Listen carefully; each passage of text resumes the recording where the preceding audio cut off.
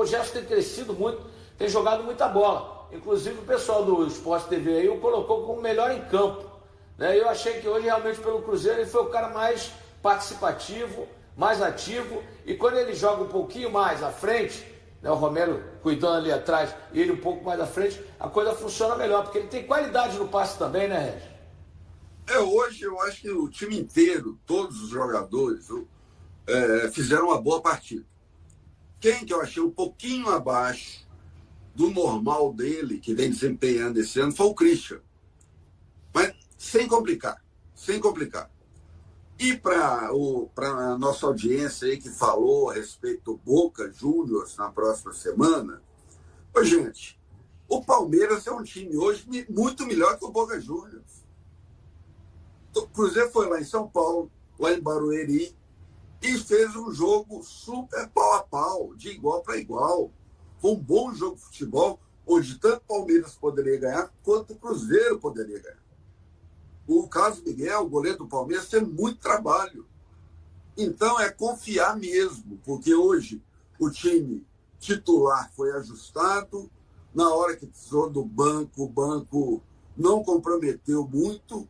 Então foi uma boa partida e um bom resultado para o Cruzeiro comemorar. O Cruzeiro não perde Palmeiras não, gente. Ano passado ganhou no Mineirão e empatou em São Paulo. Hoje empatou e saindo na frente, fazendo 1-0, um golaço, né, do Arroio. O Cruzeiro fez um belíssimo jogo, foi um jogo bem aberto, um jogo muito bom, né? E o Cruzeiro saiu na frente, fez 1-0, mas 1-1, um ponto importante, né? O Cruzeiro poderia ter ganhado, um jogo bem aberto. Otávio, para mim, mostrou mais uma vez que é um goleiro para ser titular do Cruzeiro, bem diferente do Matheus Cunha, tranquilo, sereno, fez uma defesa no primeiro tempo gigantesca, né? Ele tinha passado do ponto da bola, voltou, meteu a mão, espalmou. Então, goleiraço, o Cruzeiro agora está bem tranquilo com relação a isso, né? E um ponto importante, como o Cruzeiro mudou da água para o vinho e também, né, pelo Otávio. 3 defesas importantíssimas, dando segurança ao torcedor, ao clube, ao time e aos seus companheiros. Agora, aquilo que a gente vem dizendo já há algum tempo, veja você, enquanto o Abel Ferreira, durante o jogo, fez 5 alterações, o mister Arthur Jorge fez 2 ali, tirou o Arroio, colocou o jogador. No finalzinho, colocou o Kaique Kenji. Depois, no finalzinho, que ele fez o Sinisterra e o Lucas. Ou seja, ele sabe que ele só pode contar com esses 11. E é isso que a gente vem falando. Porque quando ele põe um cara do banco, não mantém o ritmo dos titulares. Enquanto o Palmeiras tem no banco jogadores que fazem diferença, o Cruzeiro já não tem isso, né, Regis? Ele encara essa realidade e vai até o limite, como fazia o Mr. Leonardo Jardim ano passado. Ele vai até o limite para fazer as alterações. Gente, hoje ficou muito claro essa questão do elenco. No primeiro tempo, o Palmeiras teve 2 jogadores contundidos, entraram reservas que estiveram à altura. O Arthur Jorge foi fazer a primeira substituição com 30 minutos do segundo tempo. Porque sabe que os 11 dele ali são aqueles. Se precisar do banco, pode haver uma variação drástica aí. E o Palmeiras não. O Palmeiras teve possibilidade de fazer mais substituições, jogar com um time menos cansado, e é isso que é um elenco de ponto corrido. Isso influencia muito. Essa regra das 5 substituições, ela favorece muito quem tem grana. Muito quem tem grana. Foi uma criação da FIFA na época da pandemia, que não teve volta, não teve retorno, e vão ficar 5 substituições, que o técnico de um time que tem grana pode mexer em metade do time, que não vai alterar a qualidade. Olha para você ver. O Palmeiras tem um Paulinho no banco. Eu acho, Jesse, que hoje o torcedor do Cruzeiro tem 4 motivos para ir dormir de bem com a vida. Primeiro motivo: empatou fora de casa com o líder do campeonato. Foi um resultado, foi um ponto importante, diante de um time que está na liderança, que é muito forte na casa dele. Então, esse é o primeiro motivo. Segundo motivo, o desempenho do time. O desempenho do time foi bom. Poderia ter vencido. Assim como o Palmeiras também poderia ter vencido. Foi um bom jogo de futebol. Eu acho que as duas equipes elas fizeram um bom jogo para esse horário de mal amado, de sábado, 9 horas da noite, até valeu a pena. Ver o jogo, assistir o jogo, acompanhar, porque foi um bom jogo de futebol. Terceiro motivo, o Otávio, você sacou aí. Cada partida a gente percebe que ele vai ganhando mais confiança. Hoje fez 2, 3 defesas importantíssimas, uma em especial, que foi aquele lance da... Que ele voltou e... No contrapé. Aquilo lá foi defesa de, olha, eu sei farejar jogador bom, goleiro bom. Aquilo lá é defesa de goleiro bom. E o quarto motivo, não perdeu ninguém para o jogo contra o Boca. Não perdeu ninguém, isso foi importante. Né? Não saiu ninguém esbodegado, machucado. Certo? Então é uma noite bacana para o torcedor cruzeirense terminar a semana e começar a próxima com muita esperança de um bom resultado lá em Buenos Aires. É verdade. Agora, Regis, tem que se destacar o lado negativo.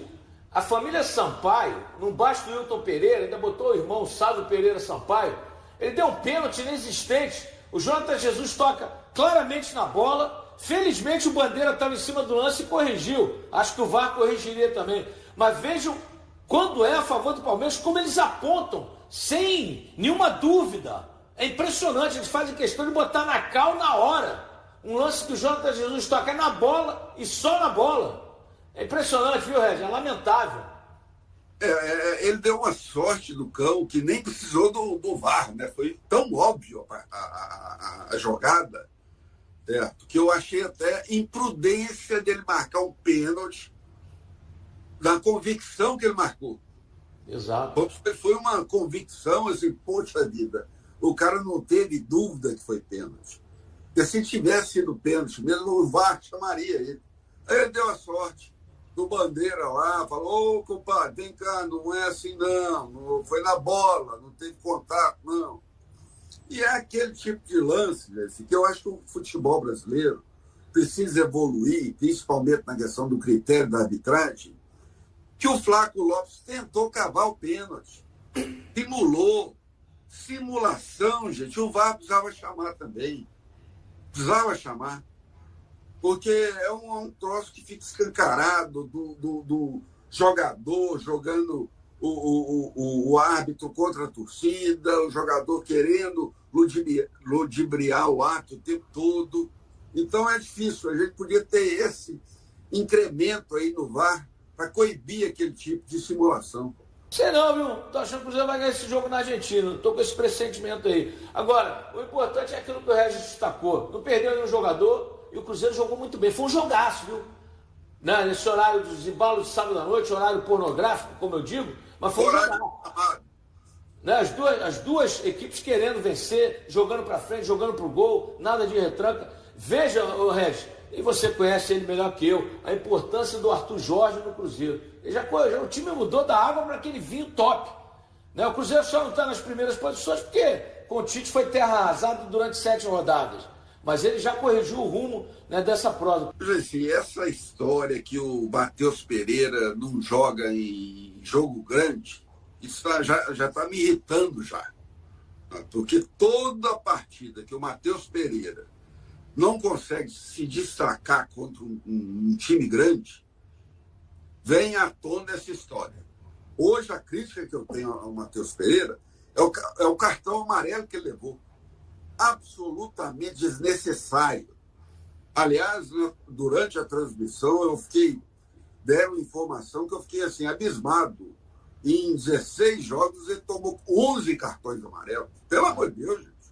Vamos parar com isso. Alguém precisa chamar e falar, ô Matheus, vamos jogar bola, vamos parar de reclamar, vamos parar de dar pernada, vamos parar de ganhar amarelo à toa. Agora, essa história de que some em jogo grande, isso é balela. Certo? Hoje não teve uma atuação tão brilhante assim, mas foi importante. Certo? Foi importante, era todo momento, como você disse aí, era uma marcação em cima dele, porque o Abel sabia que o cérebro do time é ele. Certo? Então vamos parar com essa historinha de foge em jogo de time grande. Para com isso. Desde que o Caio Jorge recebeu a proposta do Flamengo, ele nunca mais foi o mesmo. Claro, ele teve contusões, o pubis, eu sou um cara que eu joguei bola, tive problema sério no pubis. Não operei porque não sou profissional. Né? É uma região que incomoda porque, né, você tem que fortalecer essa musculatura pélvica para poder voltar a jogar. Agora, realmente, ele não está com a confiança que ele estava no passado. Aquela bola que sobrou para ele, que ele avançou, ele bateria de canhota e faria o gol. Né? Ele perdeu o tempo da bola, tentou atrasar, perdeu uma jogada incrível. Realmente, o Caio Jorge dessa temporada, e eu falei isso com o Rodrigo, conversando, daqui a pouco o Rodrigão vai entrar com a gente, eu falei com ele isso há algum tempo, eu falei, Rodrigo, o Caio Jorge, quando ele teve a proposta do Flamengo, antes da virada do ano, eu falei, ele não vai fazer 20 gols no Brasileirão como ele fez ano passado. E realmente ele está deixando a desejar, tomara que no retorno ele volte a ser aquele Caio Jorge. Porque além da contusão, eu sinto que ele ficou um pouco, por mais que o Cruzeiro tenha aumentado o salário dele, por mais que o Cruzeiro tenha valorizado, e foi muito bom ele ficar para a torcida do Cruzeiro, né, para todos nós que gostamos dos grandes jogadores em Minas Gerais, mas eu acho que ele sentiu muito o fato de não ter ido para o Flamengo, Regis. Hoje, assim, eu prefiro acreditar. No início do ano ele estava bem. Ele piorou depois da contusão. Depois da contusão, realmente não foi aquele Caio Jorge que a gente viu ano passado. Até agora não está sendo. Fez um gol meio de semana aí de pênalti contra o Goiás. Ele tirou a zica lá, que tinha um tempão que não fazia. Certo? Então, eu prefiro acreditar que está num período de readaptação àquele Caio Jorge do ano passado. E hoje, um detalhe que eu acho que prejudicou o jogo, assim, não foi nem um detalhe, foi a chuva. O dilúvio. Por mais que o gramado seja sintético, naquilo ali escorrega, a bola fica mais rápida. Naquele lance, por exemplo, ele pegou uma poça d'água. Então, eu acho que não é essa questão, não poderia ter ido para o Flamengo. Não, eu acho que é o ciclo normal de um jogador que teve uma contusão, é um jogador que teve uma possibilidade muito grande de ir para a Copa do Mundo, e hoje essa possibilidade está reduzida, aliás, quase nula. Nula, chance é zero. Nula, né? Está lá em 55, mas a possibilidade é nula. Certo? Então, eu acho que ele vai recuperar o melhor futebol dele. Essa parada de Copa do Mundo vai ser importante, até para o Mister, para o Arthur Jorge, não só, né? Para todos os treinadores desse país, essa parada da Copa do Mundo vai ser muito importante para fazer os ajustes aí necessários. Rodrigo, nós apostamos muito no Otávio, eu e você principalmente falamos, não, tem que meter Otávio em qualquer jogo, não dá mais Matheus Cunha, e o Otávio está, né, conquistando a confiança da torcida, dos seus companheiros, da direção, do técnico, enfim, um goleiraço, hein? Justiça seja feita, Jesse. Eu pedi para que houvesse a manutenção do Matheus por um tempo, até que ele provasse que realmente não tinha condição. E ele provou. Infelizmente, ele provou ser um profissional instável que não gerou a segurança que o Cruzeiro queria. A partir daquele momento, aí sim, a gente falou, olha, chegou a hora que o Otávio merece ter essa oportunidade. E ao contrário do Matheus, ele está demonstrando assim, ter muita capacidade, está indo bem, segurança principalmente, o que acaba refletindo também para os jogadores da zaga. Então, acho que o Cruzeiro acertou, principalmente aí mérito para o Arthur Jorge, de bancar a escalação do Otávio, e ele está indo muito bem, né, Jesse? Então a gente tem que aplaudir tanto a coragem do treinador, quanto a capacidade dele que ele está mostrando em campo.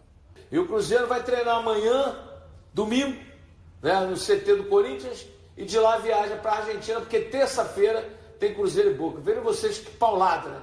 Cruzeiro e Boca, Palmeiras e Boca na sequência, não é fácil.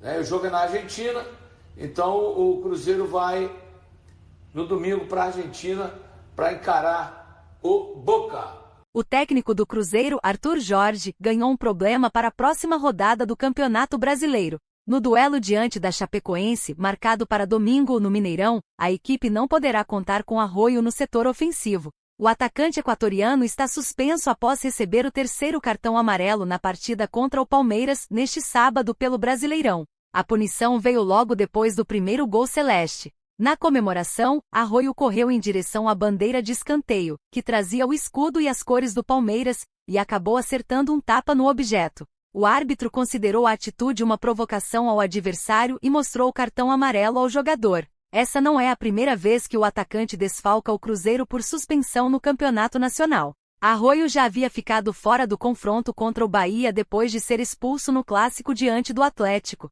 Além disso, o equatoriano também não estará disponível para o compromisso contra o Boca Juniors, na próxima terça-feira pela Libertadores. O jogador recebeu cartão vermelho na partida anterior, diante da Universidade Católica, e cumprirá suspensão no confronto decisivo em La Bombonera. E aí galera, o que acharam? Deixem suas opiniões nos comentários. Não se esqueçam de deixar o like, se inscrever no canal e ativar o sininho para receber as notificações. Até mais, Nação Celeste! Vamos pra frente!